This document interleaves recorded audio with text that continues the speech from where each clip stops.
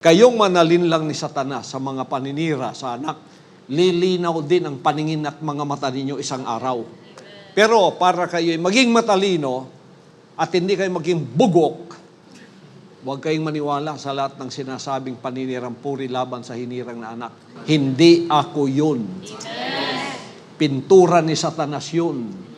Painting ni Satanas yun. Na kung ano ako kagwapo, gusto niya, maging anak niya akong lagyan ng sungay na katulad niya. Kaya isang araw makikita rin yung katotohanan. Kaya kayong mga matatalino, alam ko hindi kayo naniniwala sa lahat ng mga pagsisiwalat ng paninirang puri laban sa anak. Matalino kayo.